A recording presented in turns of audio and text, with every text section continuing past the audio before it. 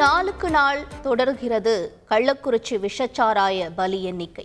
அதன்படி நேற்று வரை 52 இருந்த இந்த பலி எண்ணிக்கை தற்பொழுது 54 அதிகரித்திருக்கிறது. முக்கிய செய்தியாக பார்த்துக் கொண்டிருக்கிறோம். கூடுதல் தகவல்களை செய்தியாளர் அரவிந்தன் வழங்க கேட்போம். அரவிந்தன், வணக்கம்.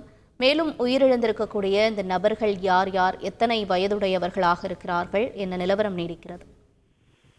கள்ளக்குறிச்சியில் கள்ளச்சாராயம் குடித்து ஏற்கனவே நைட்டு 52 பேர் உயிரிழந்த நிலையில மேலும் உயிரிழப்புகள் ஏற்படும் அச்சத்தில் இருந்த நிலையில கள்ளக்குறிச்சி மருத்துவ மருத்துவ அதிதீவிர சிகிச்சை பிரிவில் சிகிச்சை பெற்று வந்த கள்ளக்குறிச்சி நகரத்தில் உள்ள கோட்டைமேடு பகுதியை சேர்ந்த ஒரு 40 வயதுடையவர் பரமசிவம் கூலி தொழிலாளி. இவர் உயிரிழந்துள்ளார். இரவு அதிகாலையில் அதே கள்ளக்குறிச்சி கர்ணாபுரம் பகுதியைச் சேர்ந்த கல்யாண சுந்தரம் என்பவரும் கூலி தொழிலாளர் தான், அவரும் உயிரிழந்திருக்கார். தற்போது பலி எண்ணிக்கையானது 54 கடந்துள்ளது என்பது குறிப்பிடத்தக்கது.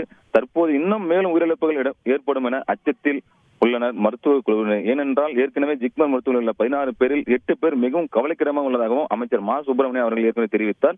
கண் பார்வை இழந்தவர்கள் 8 பேர் உள்ளதாகவும் அவர்களுக்கு அறுவை சிகிச்சை செய்வதற்கான அனைத்து ஏற்பாடுகளும் செய்யப்பட்டு வருவதாகவும் தெரிவித்தார். மேலும் பார்த்தீங்கன்னால் இங்க ஒரு 10க்கும் மேற்பட்டோர் டயாலிசிஸ் செய்யப்பட்டு வெண்டிலேட்டர் உதவியுடன் கள்ளக்குறிச்சி அரசு மருத்துவமனையில் சிகிச்சை பெற்று வருகிறார்கள். அதனால் உயிரிழப்புகள் ஏற்படும் என அச்சத்தில் இருக்கலாம் என்று நம்ம கூறலாம். தற்போது இந்த மருத்துவக் கல்லூரி பார்த்தீங்கன்னா பிரேத பரிசோதனை செய்யப்பட்டு அனைத்துமே அப்பைக்கப்ப உடனடியாக உடனிடம் ஒப்படைக்கப்பட்டு வருகிறது. அவர்களும் அரசு உதவியுடன் நல்லடக்கமும் செய்யப்பட்டு வருகிறது. இருப்பினும் கள்ளச்சாராயம் ஏற்கனவே விற்பனை செய்யப்பட்டிருந்தால் அதை யாரும் வாங்கி வைத்திருந்தால் குடிக்க வேண்டாம் என்று காவல்துறை சார்பில் அறிவுறுத்தப்பட்டிருக்கிறது.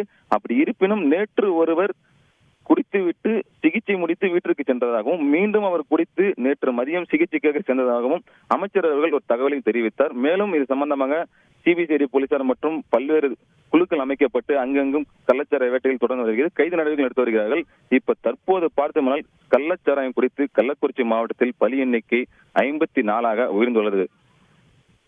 உங்களுடைய தகவல்களுக்கு நன்றி அரவிந்தன்.